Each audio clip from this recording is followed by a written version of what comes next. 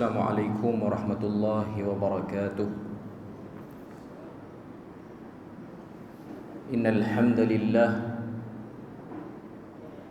nahmaduhu wa nasta'inuhu wa nastahdihi wa nastaghfiruh wa na'udzu billahi min shururi anfusina wa min sayyiati a'malina.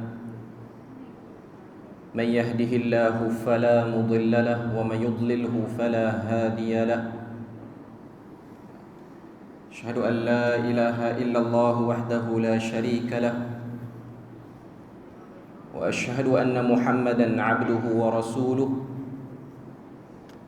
يا أيها الذين آمنوا اتقوا الله وقولوا قولا سديدا يصلح لكم أعمالكم ويغفر لكم ذنوبكم ومن يطع الله ورسوله فقد فاز فوزا عظيما. الحمد لله الذي بنعمته تتم الصالحات. ربنا آتنا من لدنك رحمة وهيئ لنا من أمرنا رشدا. أما بعد. Alhamdulillah, syukur pada Allah Azza wa Jalla kerana dengan rahmat dan juga limpah kurnia yang Allah Ta'ala berikan dapat kita bersama pada malam ni. Dan insya-Allah kita punya kuliah bermula pada malam ni akan membahaskan satu risalah baru seperti mana yang telah dimaklumkan oleh Tuan Bilal tadi, iaitu kita akan bahas risalah yang bertajuk 40 hadis aspirasi kejayaan Rasulullah sallallahu alaihi wasallam, ataupun judul asal dia dalam bahasa Arab ialah Al-Arba'un At-Tatwiriyah, 40 hadithan fi tatwiriz zat wa asbabin najah. Itu nama asal dia, nama asal bagi buku ni. 40 hadis berkenaan dengan perkembangan potensi diri dan sebab-sebab kejayaan.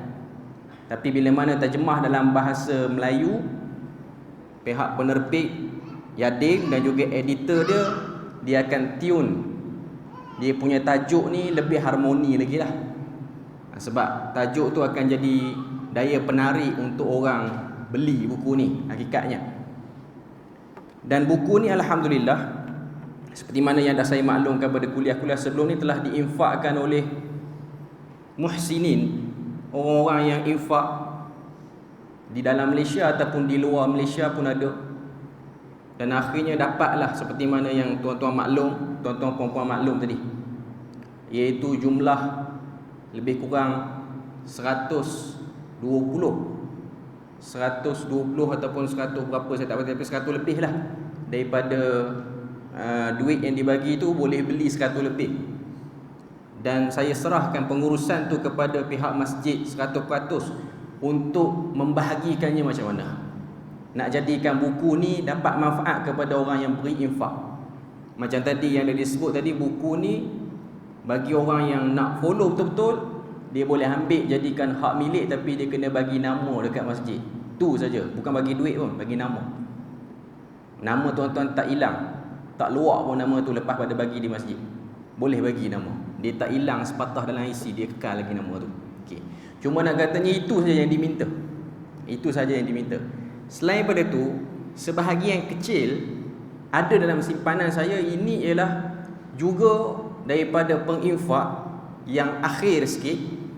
Yang ni dia minta saya bagi kepada orang yang betul-betul follow, tapi saya yang identify, saya yang mengenal pasti siapa yang follow. Yang tu masjid yang bagi. Dan saya memang kenal orang yang ikut kuliah saya, bukan hanya di masjid ni, termasuklah di masjid-masjid lain pun saya kenal. Saya mengenal pasti muka-muka tu. Jadi saya utamakan yang tu dulu. Jadi yang mungkin tak datang pada malam ni kerana terhalang, sebab saya tahu ada sebahagian yang follow kuliah saya di sini ialah pelajar-pelajar daripada universiti sekitar negeri Perlis ni yang sekarang duk bercuti. Sebab ada dia orang duk mesej, dia orang nak buku tu. Yang tu saya ada simpan portion dia. Memang dia orang datang, memang saya kenal pasti dia orang datang. Ada orang hadiri kuliah, yang tu kita bagi. Termasuk jugalah mana-mana orang yang dia follow dan saya kenal pasti. Tuan-tuan tak boleh tipu saya kenal siapa yang ikut. Memang saya cap mukanya ikut. Muka tak ikut, tak payah nak buat muka sedih, memang saya tak bagi. Memang saya tak bagi. Saya kenal di mana-mana masjid. Yang bawa anak saya kenal, yang datang seorang saya kenal, yang datang dengan pasangan pun saya kenal. Walaupun saya tak menegur, tapi saya kenal. Saya kenal orang tu dan saya appreciate orang yang ikut tu kerana dia telah memberi waktunya untuk dengar apa yang saya kongsikan, walaupun saya bukanlah orang yang paling terbaik untuk diikuti kuliahnya. Masih ada lagi orang-orang lain, ustaz-ustaz lain, penceramah-penceramah lain yang lebih baik untuk tuan-tuan puan-puan lazimi, tapi saya appreciate benda tu, saya hargai benda tu sebagai salah satu bentuk sokongan untuk terus menyampaikan ilmu. Dan pihak masjid tadi dah buat ketetapan kalau yang rasa datang tak berapa konsisten kena pulangkan balik. Ini memang benda yang saya rasa itu yang paling tepat kot. Itu pihak masjid dah fikir. Sebelum ni saya ada buat style yang macam ni. Saya minta infak, orang bagi buku dan dapatlah jumlah buku tu di masjid-masjid yang lain.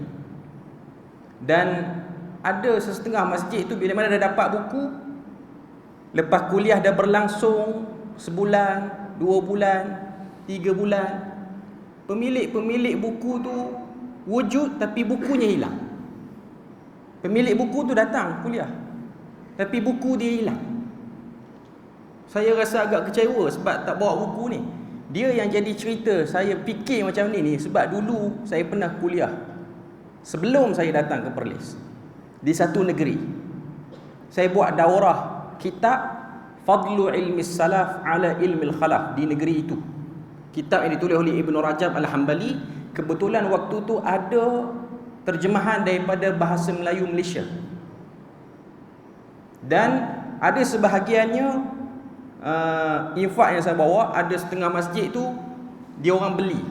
Waktu tu saya jual. Saya ambil pada penerbit, kita collect duit, lepas tu kita bagi ikut amount yang dia orang nak. Sehinggalah sebab daurah tu dia beberapa hari di negeri tu, jadi kita pindah-pindah masjid, bukan satu masjid je. Mana masjid ni, masjid ni, masjid ni. Okey. Sampailah satu masjid ni. Satu masjid. Ada satu orang, saya tak rasa dia terlalu berumur sangat. Saya duduk agak mungkin 30-an ke 40-an. Dia duduk kuliah paling depan. Paling depan, memang dekat dengan meja. Saya masih ingat muka orang tu, cuma saya tak tahu nama dia apa. Okay. Muka dia sangat berminat. Muka dia sangat berminat dengan kuliah dan daurah yang kita buat tu. Akhirnya habis kuliah, dia nak dapatkan buku tu. Dia nak dapatkan buku tu. Okay. Dia mari dekat saya, buku dah habis pada waktu tu, buku dah selesai. Dia mari dekat saya, ada tak lagi buku Ustaz? Saya kata buku dah habis lah. Dia kata saya tertarik dengan poin-poin yang ada dalam buku tu. Kalau ada buku tu, saya boleh recall balik, saya boleh check balik. Saya kata buku tak ada, dah habis dah. Dia punya pujuk, dia kata bagi yang ustaz tu lah dekat saya. Dia nak yang dah saya buat nota banyak tu, dia nak yang tu. Saya kata tak boleh lah yang ni saya dah buat kata apa, take note apa-apa. Tapi dia try hard. Saya kata tak boleh, lepas pada tu orang azan isyak, salat. Dia masih lagi duduk dekat. Sampailah ke pintu kereta. Dia ikut. Bagilah Ustaz. Tak ada buku ni, saya cari tak reti. Saya kesian, saya bagi. Akhirnya saya pun tak ada buku tu. Jadi untuk mengelak saya hilang buku selalu, saya fikir cara ni. Tapi agak kesal jugalah bila mana kita bagi buku, buku hilang, tak tahu pergi mana dan tidak dimanfaatkan. Itu antara benda-benda yang tak sepatutnya berlaku. Tak sepatutnya berlaku. Okey. Jadi macam mana yang pihak masjid dia sebut, bagi orang yang nak dia boleh bagi nama dan dia boleh lazimi kelas ni terus. Sebab buku kita ni insya-Allah kita akan bahas satu kuliah, satu hadis sebab dia tak panjang huraian dia. Maknanya 40 kuliah kita akan selesailah. Lebih kuranglah saya punya anggaran. Bagi yang ikut betul-betul, yang memang ikut betul-betul, yang tak boleh datang, saya beri keutamaan pada student sebab kebanyakan universiti cuti sekarang. Jadi dia orang tak ada sini, dia orang balik kampung. Sebahagian dia orang datang naik bas apa semua, yang tu saya ada portion sendiri. Yang tu boleh mai minta. Dan orang-orang yang uzur, tak boleh datang pada malam ni, tapi dia memang datang kuliah saya sebab saya kenal sebahagian orang, pun boleh bagi minta dengan saya direct, ataupun dia nak ambil pada masjid, dia boleh minta dan bagi nama lah macam biasa. Cuma ada simpanan pada dua-dua. Jadi saya nak sebutnya, dalam bab buku ni kita kena serius sikit lah. Sebab tu para ulama' dia ada bahas bab macam mana berinteraksi dengan kitab-kitab ni. Walaupun pada zaman dulu penerbitan buku ni bukanlah moden macam zaman sekarang. Zaman dulu satu buku bila mana dia dikeluarkan, ditulis oleh penulisnya, untuk cetak balik kena upah orang tulis tangan. Zaman dulu. Sebab tu kerja nusakh, orang yang ambil kopi daripada manuskrip, tulis balik, kerja dia bayaran yang cukup mahal. Sebab tu tengok para ulama' dulu, dia orang nak dapatkan Sahih Bukhari, dia orang kena keluarkan amount yang besar untuk upah orang tulis. Sebab dulu tak ada mesin printer yang mudah. Sebab itulah kalau kita tengok zaman dulu ni, orang yang tulis tu pun jadi alim kerana tulis. Sebab dia tulis. Sekarang ni yang cetak, dia tekan je butang, dia pun tidur sampai habis. Dia tak alim lah. Dia hanya tahu kulit depan je. Isi dalam mungkin tak tahu. Kalau dia buat tindakan dia baca, mungkin dia dapat isi dalam. Cuma nak kata zaman kita ni dia terlalu mudah. Kadang-kadang dia menyebabkan orang rasa santai pada benda ni. Jadi itu benda yang kita nak sebut. Sebab belajar dengan ada catatan, dengan ada buku, itu ialah teknik dan juga proses untuk menjadikan diri masuk dalam hadis yang Nabi sebut. Nabi kata, wa may yuridillahu bihi khairan, siapa-siapa yang Tuhan nak jadikan dia orang baik, yufaqihu fiddin, dia akan faham agama. Antara bahagian pada faham agama ni ialah bila mana kita duduk dalam majlis ilmu, kita ada something untuk kita tengok. Sebab tu kalau tuan-tuan tengok di Arab Saudi pun, kita pergi buat umrah, buat haji, bila mana ada kuliah di Masjid Nabawi ni dan juga dalam Masjidil Haram ni, biasanya syekh tu dia ada amount yang besar untuk dia danai orang-orang yang ikut kuliah dia ni dapat kitab free. Dan kitab tu dicetak, dibagi free. Bahkan kitab tu asing dengan kitab yang dijual di kedai. Sebab apa? Setiap muka surat belakang tu dia akan buat kosong, ada garis untuk orang buat catatan tambahan. Dia bukan buku untuk dibaca, tapi buku untuk di take note apa-apa benda yang mungkin disebut oleh pensyarah, orang yang syarahkan buku tu, tapi tak ada dalam buku tu. Maknanya sampai ke tahap itu, dia ada kecaknaan ataupun keprihatinan terhadap orang-orang yang nak belajar ilmu ni. Okay. Jadi kita harap dan kita bercita-cita benda itu berlaku di negara kita dengan suburnya. Okay. Jadi buku ni kalau tuan-tuan tengok, 40 hadis aspirasi kejayaan Rasulullah. Buku ni dah terbit dengan bahasa Arab dia awal lagi. Waktu dunia dilanda Covid tu, buku ni dah keluar. Waktu tu maknanya sekitar 2 tahun lepas lah. Okay. Ditulis oleh Profesor Dr. Ali Ibrahim Saud Al-Ajin. Tuan-tuan tengok kulit belakang, tuan-tuan boleh tengok muka dia. Itulah penulis asal kepada buku ini, Dr. Ali Ajin ataupun Al-Ustaz Ad-Dr. Ali Ajin hafizahullah. Dia ni ialah pensyarah kepada saya waktu belajar di Jordan dulu, masih lagi hidup. Berasal daripada Kuwait tapi menetap di Jordan sekarang, dan mendapat pendidikan di Universiti Islam Madinah, degree dan master PhD dia tempat lain. Cuma nak katanya penulis dia ni ialah antara penulis yang sangat lain pembawakan penulisan dia tentang hadis Nabi berbanding penulis-penulis kitab hadis yang lain ataupun orang yang duduk dalam bidang hadis di Jordan secara umumnya. Sebab tu dia pun update tentang penterjemahan buku ni. Dia kata apa, dia ambil pot lah, dan dia tahu dan dia sangat gembira bila mana usaha daripada sebahagian pelajar-pelajar yang belajar dengan dia dulu di Malaysia ni, ramai lah yang terjemah ni pun student dia lah, belajar sekali dengan saya juga di Jordan, pernah jadi pensyarah QIB, sekarang dah ke UIA. Cuma nak katanya Ianya ialah satu benda yang menggembirakan bila mana benda yang dia selalu bawa dalam kelas dia berjaya dimudahkan dan dibawa ke dalam pengajian di masjid. Sebab ilmu-ilmu yang ada di universiti itu ialah satu benda yang merugikan bila mana kita hanya jailkan dia di universiti je. Kita kena bawa turun ke lapangan awam ni. Jadi yang kena buat kerja ni ialah orang yang belajar lah, anak-anak murid lah yang bertanggungjawab untuk buat benda ni. Saya tak mampu nak terjemah. Peringkat awalnya saya cuba nak masuk tim penterjemahan ni, tapi dengan sebab kekangan waktu, ada orang lain yang siapkan terjemahan ni, jadi saya ambil tanggungjawab untuk kuliahkan buku ni. Sebab setiap buku pun kalau dicetak tanpa dikuliahkan pun ianya merugikan juga. Jadi untuk dapat dia punya konten, manfaat yang bernilai tu, kita kena buat dalam bentuk macam ni. Mukaddimah awal kita pada malam ni, kalau tuan-tuan tengok muka surat 9, kata penulis. Maknanya ini pendahuluan pada penulis lah, sampailah muka surat yang ke-13. Muka surat 9 sampailah muka surat 13. Saya tak nak baca satu muka surat demi satu muka surat. Cuma saya nak sebut antara ringkasan apa yang dia sebut dalam buku ni ialah dia nak keluarkan satu benda yang jarang orang ketengahkan daripada hadis Nabi ni, iaitu elemen motivasi memberi kekuatan kepada emosi yang tidak diketengahkan oleh kebanyakan para ulama zaman berzaman. Ada sebut, tapi dia sebut dalam bahasa yang langka ataupun bahasa tua yang orang rasa macam tak minat.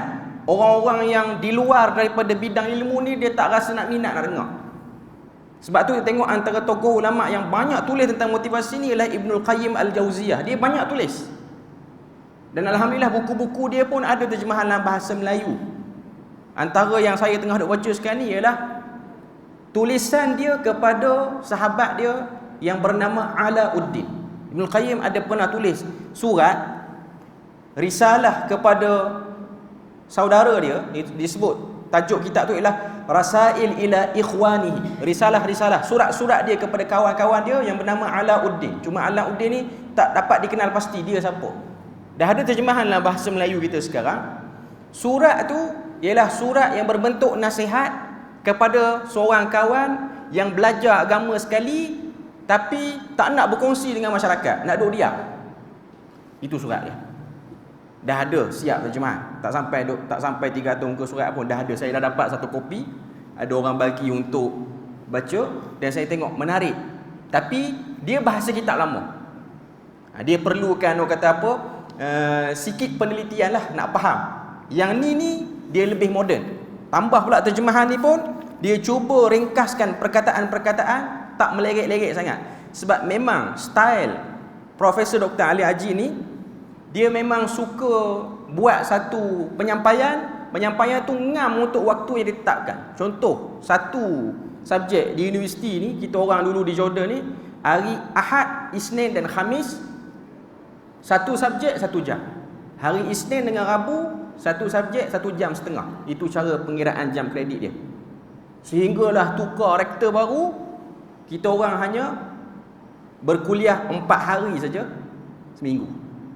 Yang ni ramai orang suka. Rektor tu memang betul ramai orang sayang. Kita orang hanya berkuliah hari Ahad sampai Rabu, hari Khamis cuti. Pensyarah tak cutilah. Hari Khamis cuti. Hari Khamis tu lah pergi berjalan, keluar ke mana-mana. Jadi cuti 3 hari. Khamis, Jumaat, Sabtu. Jadi dia tukar semua buat 1 jam setengah. Cuma katanya dia akan packkan 1 jam. Kuliah tu tidak akan jadi satu subtopik yang nak dibahas tu. Dia tak akan, orang kata apa, bersambung pada next. Dia akan padat untuk satu tu je. Itu cara dia mengajar. Benda tu dia fikir. Dia satu orang yang berfikir. Sebab tu antara trademark dia yang saya duk ingat sampai sekarang, hatta dalam kertas exam dia pun, dia selalu tulis ujung sekali lepas daripada bitaufiq wan najah ni. Taufik wan najah ni maksudnya semoga kamu dapat hidayah dan cemerlang. Jawab exam ni, ujung tu dia akan tulis alqakum alal ibda. Maksud dia apa? Jadilah orang yang berinovasi dan kreatif. Jangan baca hadis Nabi tu kaku, tapi cuba keluarkan something yang baru. Alqakum alal ibda. Tu antara ayat dia saya duk ingat sampai sekarang. Masih lagi kita ambil manfaat. Dan buku-buku dia menarik. Bahkan saya rasa nak masuk dalam bidang hadis ni pun saya tak nafikan datang daripada dia. Dia yang banyak membuka ruang-ruang ilmu-ilmu hadis yang cabangnya payah, ilmu jarah wa ta'dil, ilmu takhrij hadis ni jadi senang kerana dia. Bukanlah senang langgar semua teori, tapi dia cuba kompres benda tu jadi senang. Yang ni tidak ada pada semua orang kebolehan ni. Ada orang dia ada ilmu tapi dia tak reti nak precise benda payah jadi senang sehingga masyarakat boleh faham. Dia cakap tapi boring apa yang dia cakap. Jadi itu mukaddimah untuk buku ni. Saya tak nak cakap panjang, kita terus kepada hadis yang pertama. Hadis yang pertama muka surat 18. Hadis yang pertama, tawakal kepada Allah. Maknanya bab pertama nak bahas tentang tawakal kepada Allah. Hadis yang dibawa ialah hadis yang diriwayatkan daripada Imam Muslim, iaitu hadis yang berbunyi an Abi Hurairah radhiyallahu anhu anin Nabi sallallahu alaihi wasallam qala yadkhulul jannata aqwamun afidatuhum mithlu afidatit tayr. Maksud dia apa? Daripada Abu Hurairah radhiyallahu anhu, sabda Nabi sallallahu alaihi wasallam, kaum-kaum yang memasuki syurga memiliki hati seperti hati burung. Nabi buat perumpamaan. Hadis ni Nabi buat perumpamaan. Orang yang masuk syurga ialah orang yang memiliki hati sanubari seperti seekor burung. Melalui hadis ni ada beberapa benda yang kita kena selesaikan dan kita kena betulkan mindset kita. Pertama sekali, kita kena buat pemerhatian terhadap sejenis makhluk namanya burung. Dan kita di Perlis ni bukan benda yang asing dan payah untuk tengok burung. Senang. Kita boleh dapati di mana-mana. Keluar je kita boleh tengok burung tu macam mana habitat dia, macam mana cara dia buat tempat tinggal dia, macam mana dia cari rezeki apa semua. Okay. Jadi kita tengok syarah dia. Syarah dia pun mudah dan ringkas dia. Muka surat 19. Sebelum hadis ini disyarah lebih panjang, satu persoalan mungkin diajukan oleh pembaca. Mengapa penulis memulakan perbincangan aspirasi kejayaan dengan memetik hadis ini serta dinyatakan sekali sebab kejayaan? Jadi dia ajak kita fikir. Setiap kali masuk satu hadis, dia akan suruh kita fikir, kenapa hadis ini dijadikan pembuka kepada buku ni? Sebab memang itu style dia. Style dia tulis. Saya ingat saya belajar Sahih Bukhari dengan dia, setiap kali masuk bab baru, dia akan tanya, cuba fikir kenapa Imam Bukhari letak hadis ni untuk bab ni. Dia tak akan pindah dan dia tak akan masuk ke hadis lain sehingga semua student keluarkan pandangan dia. Kenapa start dengan yang ni? Apa signifikan dia dengan hadis sebelum? Apa munasabah dia dengan hadis lepas pada ni? Semua angle kita kena tengok. Menyebabkan pembelajaran tu dia tak satu hala, dia jadi dua hala. Jadi orang yang dengar pun dia tak akan tertidur. Dia tak akan rasa tidur pun tak apa kot, baca je. Sebab konsep exam dengan hanya baca buku, ini konsep yang tidak tepat dalam menuntut ilmu. Dia hanya melahirkan satu orang yang kuat hafalannya tapi kaku penghayatannya. Dia jadi freeze, benda tu beku, tak dapat dikembangkan. Okay. Jadi dia kata, kenapa start dengan hadis ni? Sebab utama adalah apa yang membezakan individu Muslim dengan mereka yang bukan Muslim mengenai cara mereka berjaya adalah bertawakal kepada Allah. Beza definisi berjaya kita orang Islam dengan definisi berjaya kita orang Islam dengan orang bukan Islam ni, kita ada konsep tawakal. Tengok lagi apa yang dia sebut. Malah tawakal adalah perkara asas dalam aspirasi kejayaan. Oleh itu, makhluk tanpa penciptanya menjadi lemah dan rapuh. Sebaliknya, jika dia bersama Tuhan, sudah tentu ia akan menjadi kuat dan hadirnya pertolongan. Itu baru opening dia. Kita masih lagi belum nampak apa benda dia nak cerita ni. Okay. Kita pergi pada perenggan yang kedua. Ketika buku-buku yang menyentuh faktor-faktor kejayaan dan aspirasi kejayaan barat dibelik, sebab yang banyak tulis bab-bab berkaitan dengan kejayaan, sifat orang berjaya ni ialah orang barat. Sebab tu ada buku yang menarik, 7 Habit, 7 sifat yang perlu ada pada orang yang nak berjaya. Terjemah dalam banyak bahasa, tapi penulisnya daripada barat. Okay. Padahal apa yang diambil tu dicedok daripada Hadis Nabi pun hakikatnya. Okay. Pembaca akan mendapati bahawa masyarakat barat menyebutkan sebab-sebab kejayaan adalah darbatul hadh wa ibtisamatud dunya. Itu bahasa Arab dia. Dalam kurungan tu dia terjemahkan nasib baik dan tuah dunia. Kita boleh berjaya kerana kita bernasib baik dan kita ada tuah. Sebab tu tuan-tuan akan tengok orang-orang yang agama lain, dia orang mengagungkan konsep ni. Sebab tu kita akan tengok ada setengah bangsa, dia orang cari punca-punca nak dapat tuah yang dia orang sebut dengan ong. Kan? Setengah bangsa dia sebut, ini benda ni ada ong. Benda ni suai punya benda. Setengah bangsa. Okay. Tapi untuk Islam, Allah Ta'ala melalui Nabi mengajarkan kepada semua umatnya untuk berdamai dengan benda baik, berdamai juga dengan benda yang tak baik. Dan kita kena ada portion dalam hati kita ni, kita kena tahu ada benda-benda yang tak pasti akan berlaku dalam hidup kita. Sebab bila mana kita hanya ambil satu saja, tuah semata-mata, nasib baik semata-mata, bila dia kena benda buruk, dia akan frust, putus asa. Maka di sinilah peranan tawakal. Dia akan menyeimbangkan benda ni. Sebab tu kejayaan dia perlu ditakrifkan dengan betul pada setiap Muslim. Apa maksud kejayaan? Quran sendiri sebut ulaika humul faizun. Mereka ini orang-orang yang berjaya. Biasanya konteks ayat Quran bila mana sebut berjayanya satu orang, ialah berjaya dia melepasi azab neraka, masuk ke dalam nikmat syurga. Itulah kejayaan yang dimaksudkan oleh Nabi. Apa-apa saja peluang yang baik, yang mungkin sebahagian orang tak perasan benda tu ialah benda baik, akan Nabi sebutkan di sebalik daripada benda tu ada lorong kejayaan di akhirat. Sebab tu ada hadis diriwayatkan oleh Imam Daruqutni kalau saya tak silap, ataupun Tirmizi.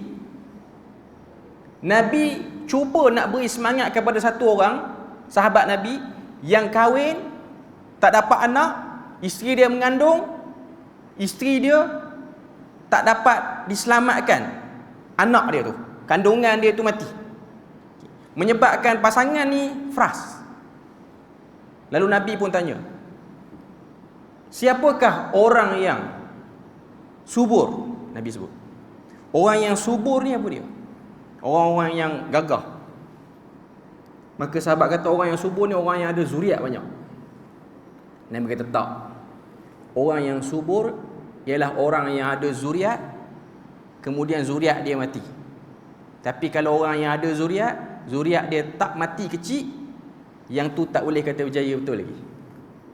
Jadi sahabat yang dengar tadi tu dia lain macam, aku yang anak mati ni rupa-rupanya lebih berjaya berbanding orang yang ada anak tapi hidup. Ni bukan nak kata tuan-tuan jangan kecewa pula kalau ada yang dah kahwin anak semua hidup. Cuma nak sebut bahagian tu. Saya pun dapat bahagian tu juga. Okay. Cuma saya nak katanya ialah ini satu benda bila mana Nabi inject benda ni dalam kepala para sahabat, sahabat terkejut.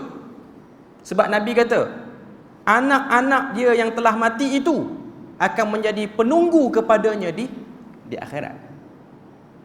Dan ianya lebih selamat daripada fitnah berbanding orang yang ada anak dan anak dia hidup di dunia ni, anak dia dibesarkan, dia pun tak boleh jamin dan pasti anak dia selamat daripada fitnah dunia. Dia tak boleh jamin.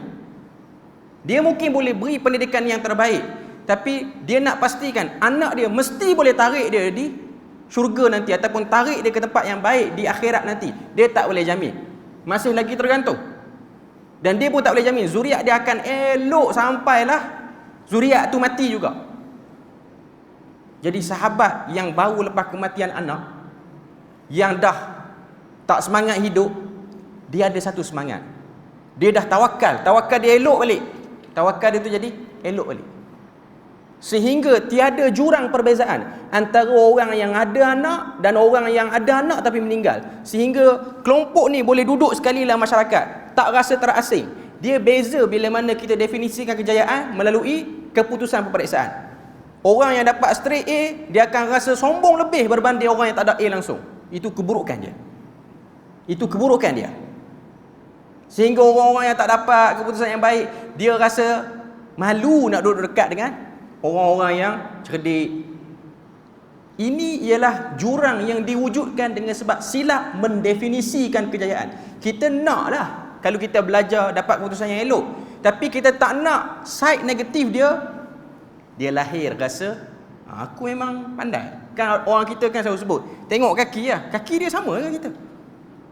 Padahal tak ada beza pun, cakap pun tak cerdik. Kan ada orang kata pandai exam baru ni straight A, dia pun kata tengok kaki lah. Kenapa kaki dia 4 lah? Sama macam kita.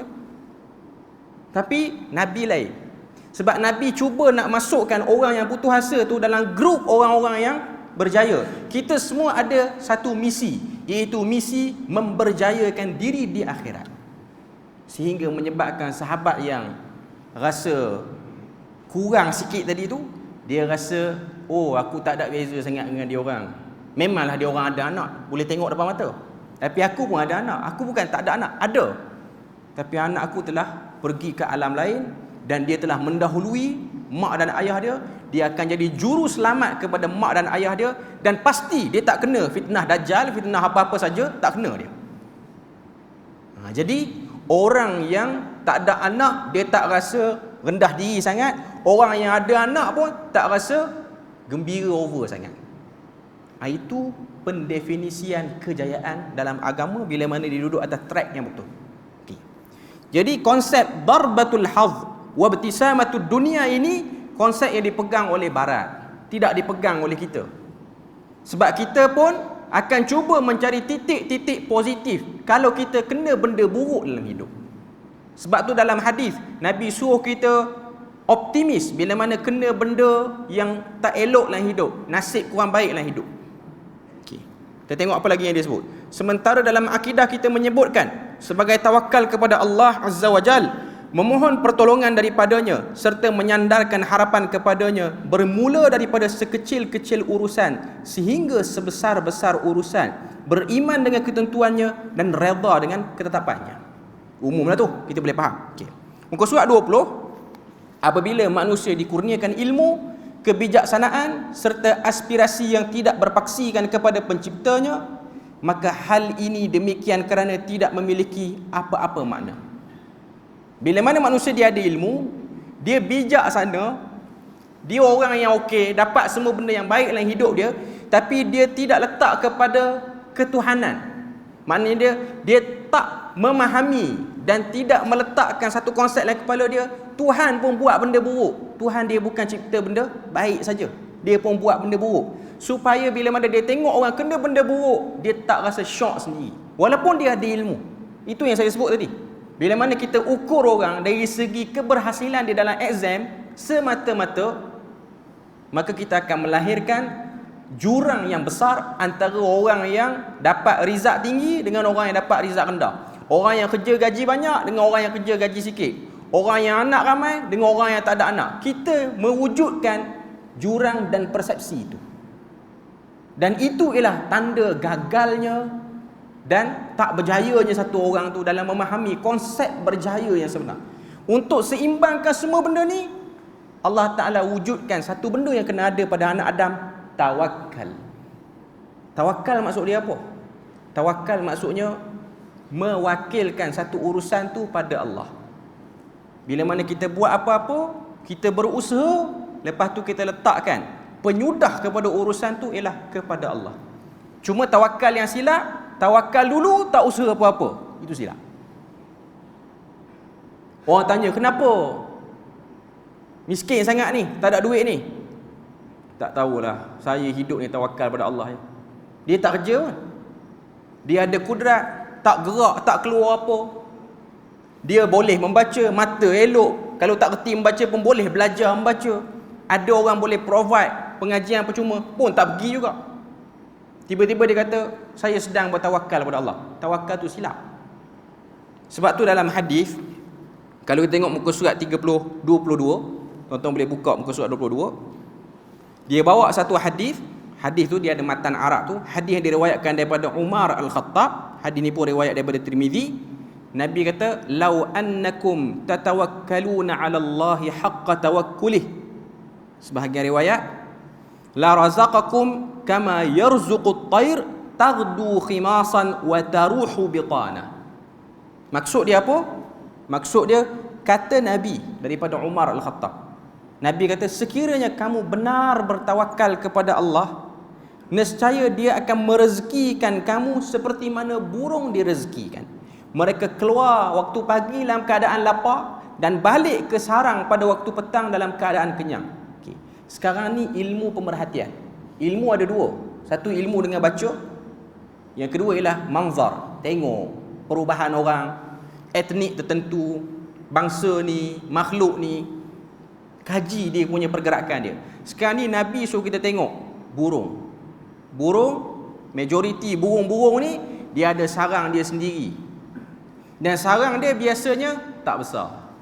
Sarang dia cukup untuk dia duduk dengan anak-anak dia yang kecil.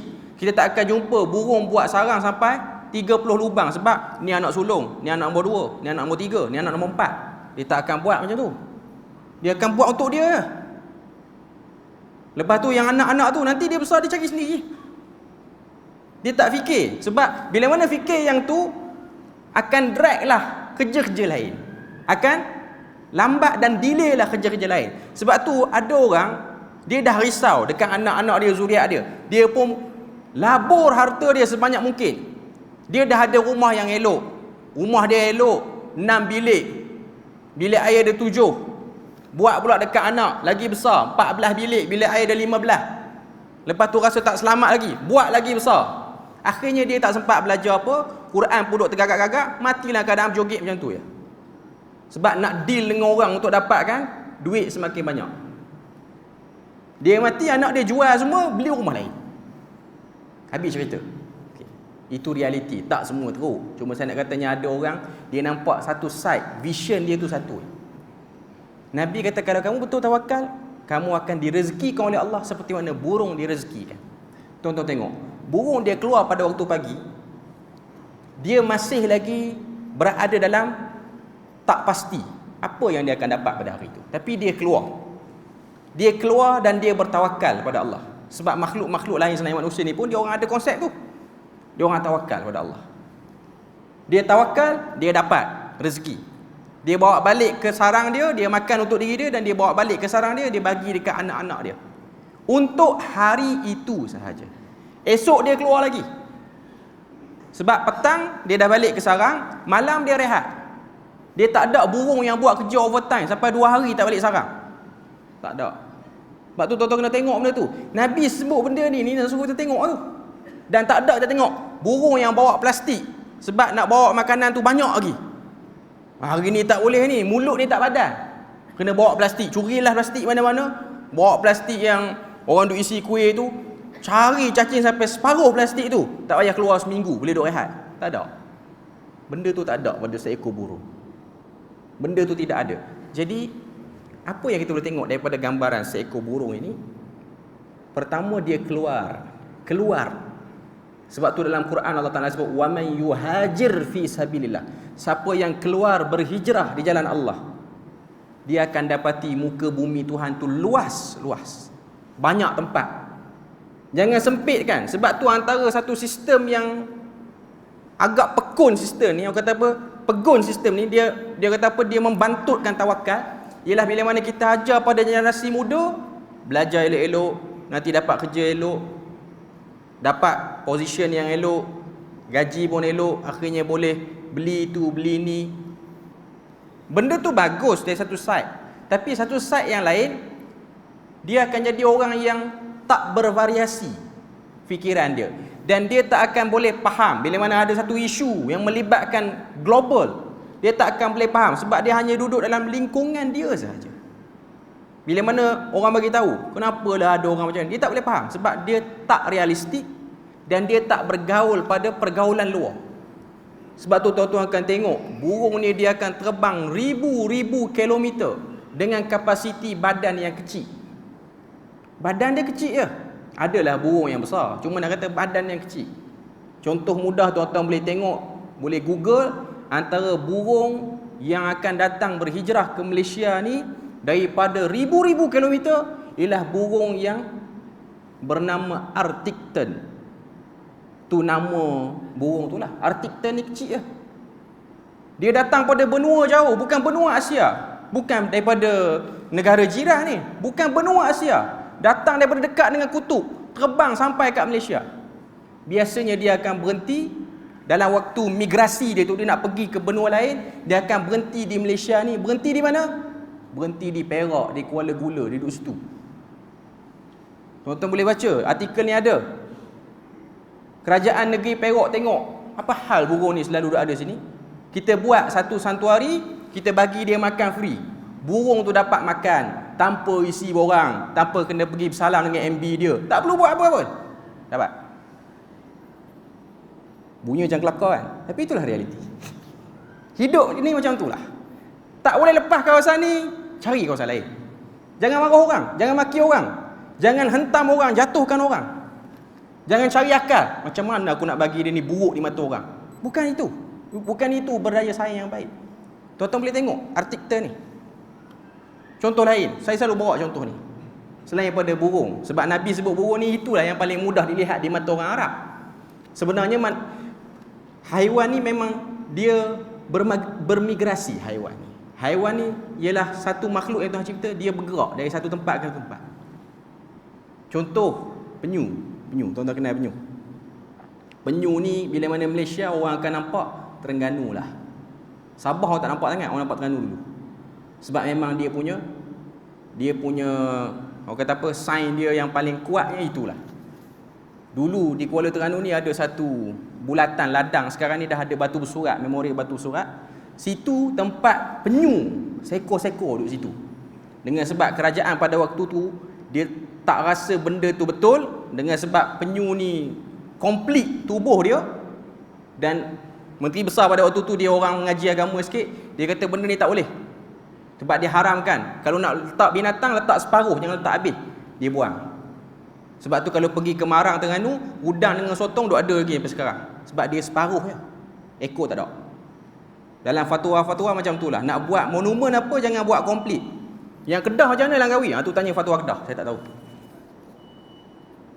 Cuma nak katanya dia buang yang tu. Bagi azan dulu lah. Nanti saya komplitkan cerita penyu tu. Okey, kita sambung lagi. Nabi contoh ke dalam hadis tadi ialah burung. Tadi saya bagi contoh penyu. Bila mana di Malaysia ni sebut penyu, orang nampak Terengganu. Itu ialah orang kata apa, dia punya tarikan dia lah. Walaupun penyu di Terengganu sekarang dah tak banyak macam dulu. Cuma orang boleh beli lah. Bantal penyu tu ada lah kat kedai-kedai tepi jalan tu. Kalau pergi kat pantai-pantai Terengganu ni. Okay. Telur penyu pun dah jarang dah orang jual. Sebab benda tu pun ada akta dia yang tersendiri. Okay. Cuma kalau kita tengok, kalau tuan-tuan pergi ke santuari penyu yang ada di Rantau Abang apa semua, tu kawasan kampung saya lah. Kita akan tengok penerangan yang diletakkan oleh pihak santuari tu. Penyu ini bermigrasi daripada benua Australia. Dia bukan berasal daripada Asia. Dia datang, dia singgah di perairan Terengganu dan juga perairan Sabah. Cuma perairan Terengganu ni dia lebih mudah untuk orang akses.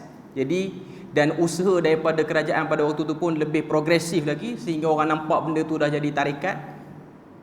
Dan penyu tu akan duduk situ bertelur, membiak di situ. Dia akan bertelur di situ dengan kapasiti yang banyak, dia akan tinggalkan. Dan keluarlah generasi penyu baru datang daripada pantai tu, pantai Rantau Abang dan sekitarnya lah, membawa sampailah kepada Pahang. Kalau tengok sepanjang jajaran pantai timur tu. Okay. Tadi kita dah tengok macam mana pihak santuari yang buat kajian ni, dia kata penyu tu berasal daripada Australia. Australia ni negara apa? Negara orang putih lah. Walaupun Australia ni asalnya bukan tanah orang putih pun, bukan tanah Mak Saleh pun. Asalnya ada penduduk lain, cuma dia orang pergi situ. Tuan-tuan kena tahu, penyu yang datang ke Terengganu tu, dia tak reti cakap Terengganu pun. Dia ialah English speaker hakikatnya. Dia tak reti pun orang Terengganu kata, benda, dia tak tahu. Dia akan sebut, what is this? Okay, itu asalnya, dia asal pada kampung sana. Tapi main orang Terengganu dia syong, penyu tak faham dia cakap apa pun. Tambah datang pada Kuala Berang, lagi tak faham apa benda tu cakap. Okay. Cuma migrasinya penyu itu, apa jadi pada tempat tu? Famous tempat tu. Penyu dapat apa-apa imbalan tak? Tak dapat apa-apa imbalan. Telur dia pun orang curi. Cuma nak katanya penghijrahan dan tawakal itu. Jadi famous, orang buat chalet banyak di situ. Punya nak berkembang, buat kajian tentang penyu tu sehingga kena buat satu college, universiti di Terengganu dulu. KUSTEM nama dia. Sekarang dah jadi Universiti Malaysia Terengganu. UMT di Gong Badak apa semua tu. Sebelah dengan Uniza apa semua. Tertubuhnya universiti itu hanya kerana penyu yang datang. Kalau penyu tak datang, tak ada universiti lagi. Nak sebutnya yang tu. Saya nak sebutnya apa? Penghijrahan akan menyebabkan berlakunya perkembangan. Orang yang duduk menapak di satu kawasan tak keluar, dia punya pemikiran sedikit jumut. Mungkin boleh maju, tapi sedikit jumut. Tapi kalau orang yang keluar, dia belajar, dia tengok, dia develop something, dia kembang sesuatu, itu akan lebih menguatkan dan melebarkan dia punya tawakal. Sebab tu kita akan tengok orang-orang yang berhijrah, dia pergi tempat orang lain, dia kerja yang dia dapat tu lebih baik berbanding kerja yang diidamkan oleh orang kampung dia yang tak keluar. Pengusahaan yang dia lakukan, aktiviti yang dia buat dengan sebab dia hijrah lebih baik. Itulah tawakal. Try and error, hakikatnya kita pergi, kita tak tahu kita dapat atau tak. Tapi kita develop, kita kembangkan diri. Sebab itulah dalam hadis tu Nabi kata, kalau kamu betul tawakal, kamu akan diberi rezeki. Itu jaminan. Kamu akan dapat rezeki. Tapi kamu kena berusaha lah. Sebab tawakal ni dia akan datang lepas pada usaha.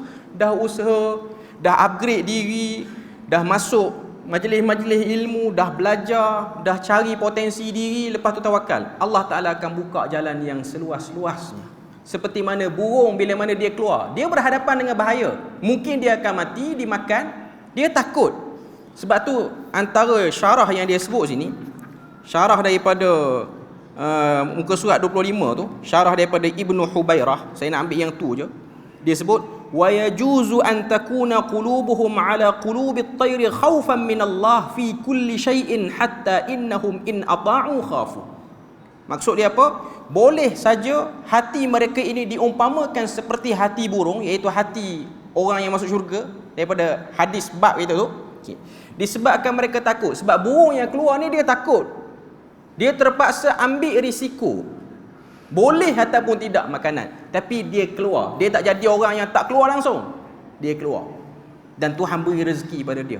Dengan sebab dia benar-benar bertawakal kepada Allah Azza wa Jalla.